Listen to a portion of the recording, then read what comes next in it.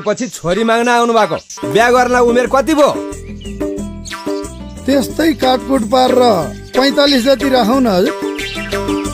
अझै 2-4 वर्ष पुर्या भए त वृद्ध भत्ता आउँथ्यो नि। 2 पैसाको आम्दानी छैन। तल्ला घरको गोकर्णी अस्ति मात्र मलेसिया गएको 2 लाख पठाइसक्यो रे। त्यसको स्वास्नी 5000 को रातो साडी लाएर लरक लरक पार्दै हिँडेकी छ। तिमीले देखाछौ? हो र? कहाँ हिँडेको नि खाना छोडेर? त्यसको साडी हेर्न जान लागेको नि।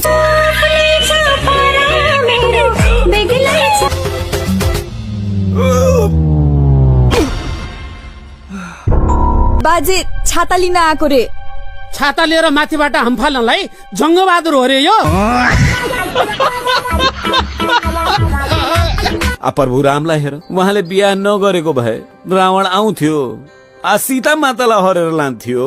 खै बाबा, रावण पनि किताबमा मात्रै आउँदो रहेछ। यसो हाम्रो घरतिर पनि आएको भए हुन्थ्यो नि हो। रावण आउनलाई स्वाहानी पनि सीता जस्तो हुनु पर्यो नि मरा।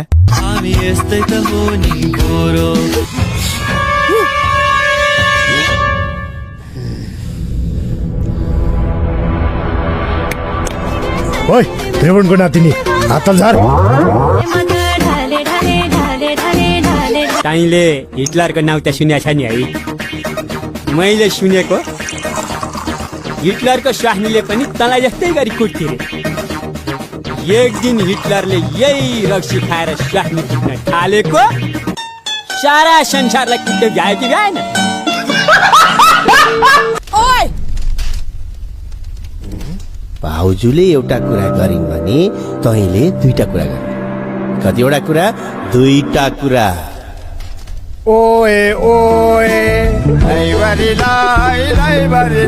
यो तिमीले के गरे यस्तो बाजे? मेरो नाति नातिना हुँदैमा तिम्रो के बिग्रिन्छ बाजे? थपबाट हानेर नाति नातिना जन्मिन्छ र। आफ्नो भएको स्वास्नी पनि लखेटे यार। त्यसको नियतमै खोट छ। अहिले त फोन पनि उठाउँदैन साला। सालेलाई इङ्ग्लिसमा गाली गर्न मन लाग्छ। इङ्ग्लिस आउँदैन र मात्रै हो। एउटा डिक्सनरी किनेर वाताङतङ दिने हो कि क्या हो? अरे हो भाइहरू, आज दिउँसै जुगाको औषधि हो र राति मात्र खानलाई? टेन्सन दिउँसै भइरहेछ त यहाँ कसले रात परे बसिरहन्छ? आजसम्म मैले कसैको नामको पछाडि जी लाएर बोलाउने गरे होइन। तपाईँलाई मात्रै हो साउ जी। अबदेखि आइन्दा त्यो राजाको नाम लिनुभयो भने नि गाली गर्दा पछाडि लाउने जी हुन्छ नि, हो त्यो जी लाएर बोलाउनु पर्यो। धेरै पछाडि आफ्नै बुढी